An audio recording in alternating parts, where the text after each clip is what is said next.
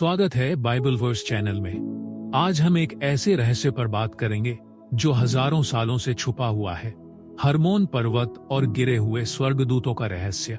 क्या आप जानते हैं कि बाइबल में ऐसे स्वर्गदूतों का जिक्र है जिन्होंने परमेश्वर की आज्ञा को तोड़ा और धरती पर आकर एक ऐसा कार्य किया जिससे पूरी मानव जाति प्रभावित हुई?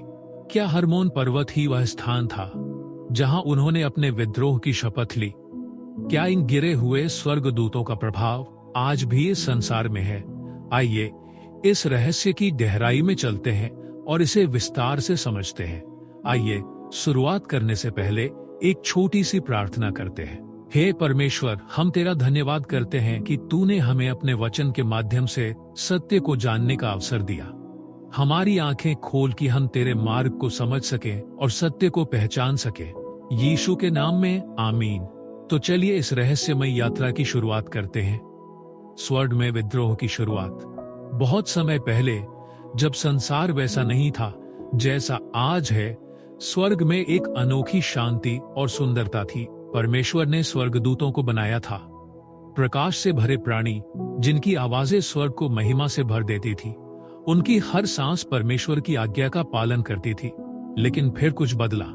जैसे ही मानव जाति धरती पर बढ़ने लगी, कुछ स्वर्गदूतों के दिल में एक ऐसी आग जली जो उनके लिए वर्जित थी।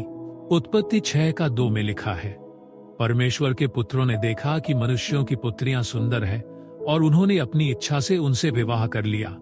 क्या आप उस पल की कल्पना कर सकते हैं? स्वर्गदूत जो परमेश्वर की महिमा में रहते थे, अब उसकी आज्ञा को ठुकराकर अपने मन की लालसा के पीछे चल पड़े। यह सिर्फ एक गलती नहीं थी, बल्कि एक ऐसा विद्रोह था जिसने सृष्टि की नींव हिला दी। एनोक की पुस्तक हमें बताती है कि ये 200 स्वर्गदूत थे जिनका नेतृत्व सेम्याजा कर रहा था। उनके साथ थे अजाजेल, अरमारोस, रामेल, कॉकबील, तूरियल। ये नाम सुनते ही एक अजीब सा डर और रहस्य का एहसास होता है। वे जानते थे कि उनका यह कदम परमेश्वर के खिलाफ है, फिर भी उन्होंने हठ किया। हर्मोन पर्वत की ठंडी चोटियों पर वे एकत्र हुए और एक ऐसी शपथ ली जो उनके भाग्य को हमेशा के लिए बदल देगी। हम सब इस पाप को करेंगे, यदि हमें दंड मिला तो हम सब साथ में भुगतेंगे। क्या आप उस सन्नाटे को महसूस कर सकते हैं जो उनकी कसम के बाद हवा में गूंज रहा होगा? यह शपथ सिर्फ शब्द नहीं थी, बल्कि एक ऐसा बंधन था जिसने स्वर्ग और धरती के बीच की दीवार को तोड़ दिया। हर्मोन पर्वत और नेफिलिम का जन्म। हर्मोन पर्वत यह कोई साधारण जगह नहीं थी। आज के सीरिया और लेबनान की सीमा पर खड़ा यह पर्वत बर्फ से ढका, रहस्यमयी और भव्य था। यहाँ इन स्वर्गदूतों ने धरती पर कदम रखा। उन्होंने मनुष्य की स्त्रियों से संबंध बनाए और उनके यहाँ संतानें पैदा हुई। लेकिन ये संतानें कोई आम बच्चे नहीं थे।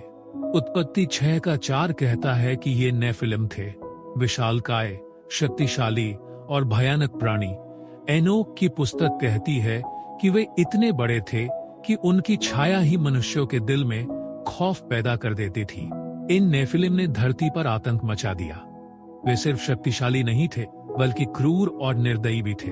वे मनुष्यों को कुचलते थे, उनका शोषण करते थे और धरती को खून और आंसुओं से भर देते थे। क्या आप उस माँ के दर्द को महसूस कर सकते हैं जिसके बच्चे को इन दैत्यों ने छीन लिया होगा? क्या आप उस चीख को सुन सकते हैं जो धरती से उठ रही थी जब नेफिलिम का आतंक हर गांव, हर घर तक पहुंच गया? यह सिर्फ एक कहानी नहीं, बल्कि मानवता के उस काले अध्याय की शुरुआत थी जिसने परमेश्वर के धैर्य की सीमा को ललकारा। दुष्ट ज्ञान का विनाशकारी प्रभाव। लेकिन ये सिर्फ नेफिलिम तक सीमित नहीं रहा। इन गिरे हुए स्वर्गदूतों ने मानव जाति को वो ज्ञान दिया जो परमेश्वर ने उनके लिए नहीं रखा था। अजाजेल ने हथियार बनाना सिखाया। तलवार की धार और भाले की नोक ने भाइयों को दुश्मन बना दिया। अरमारोस ने जादू और टोने के रहस्य खोले, वो अंधविश्वास जो आत्मा को जंजीरों में जकड़ देता है। शमशियाल ने तारों और ग्रहों की विद्या सिखाई, जो मन को परमेश्वर से भटकाकर सितारों की पूजा की ओर ले गई। बाकी स्वर्गदूतों ने ऐसे गुप्त विज्ञान सिखाए जो स्वर्ग की गोपनीयता को धरती पर लाकर मानवता को भ्रष्ट कर गए। यह ज्ञान सुनने में आकर्षक था, लेकिन इसके पीछे छुपा था विनाश। देखते ही देखते धरती हिंसा से भर गई। भाई भाई का खून बहाने लगा, प्रेम की जगह नफरत ने ले ली और परमेश्वर का नाम धूमिल हो गया। क्या आप उस अकेलेपन को महसूस कर सकते हैं जब मानवता अपने सृजनहार से दूर हो गई? ये सिर्फ पाप नहीं था, बल्कि एक ऐसी तबाही थी जिसने धरती को अंधेरे में डुबो दिया। परमेश्वर का न्याय और जल प्रलय। परमेश्वर का धैर्य टूट गया। उत्पत्ति 6 का 5 से 7 में उसका दुख छलकता है। यहोवा ने देखा कि मनुष्य की बुराई पृथ्वी पर बहुत बढ़ गई है। तब यहोवा ने कहा, मैं मनुष्य को मिटा दूंगा। क्या आप उस पल को महसूस कर सकते हैं जब परमेश्वर का दिल अपनी सृष्टि को देखकर टूट गया? जल प्रलय आया, एक ऐसी बाढ़ जिसने धरती को अपने आंसू से धो डाला। नेफिलिम डूब गए, उनकी शक्ति पानी में बह गई। लेकिन उन स्वर्गदूतों का क्या? यहूदा 1 का 6 की चेतावनी सुनिए। जिन स्वर्गदूतों ने अपने पद को स्थिर न रखा, उन्हें उसने महान दिन के न्याय के लिए अंधकार में बांध कर रखा है। परमेश्वर ने अपने पवित्र दूतों को भेजा। अजाजेल को अंधेरे गड्ढे में डाला गया, जहां उसकी चीखें आज भी गूंजती होंगी। सेम्याजा और बाकी को नरक की गहराइयों में कैद किया गया। यह न्याय सिर्फ सजा नहीं था, बल्कि परमेश्वर की पवित्रता की गवाही था। क्या आप उस न्याय की गंभीरता को महसूस कर सकते हैं? आज भी मौजूद प्रभाव। क्या यह कहानी यहीं खत्म हो गई? नहीं, बाइबल कहती है कि शैतान और उसकी दुष्ट शक्तियां आज भी सक्रिय हैं। इफिसियों 6 का 12 की पुकार सुनिए। हमारा युद्ध इस संसार के अंधेरे के हाकिमों से है।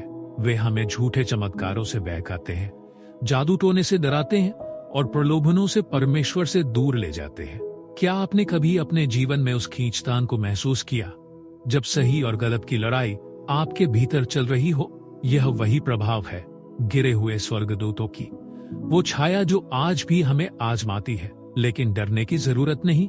यूहन्ना 16 का 33 में यीशु का वादा है, संसार में तुम्हें क्लेश होगा, पर ढाढ़स बांधो, मैंने संसार को जीत लिया है।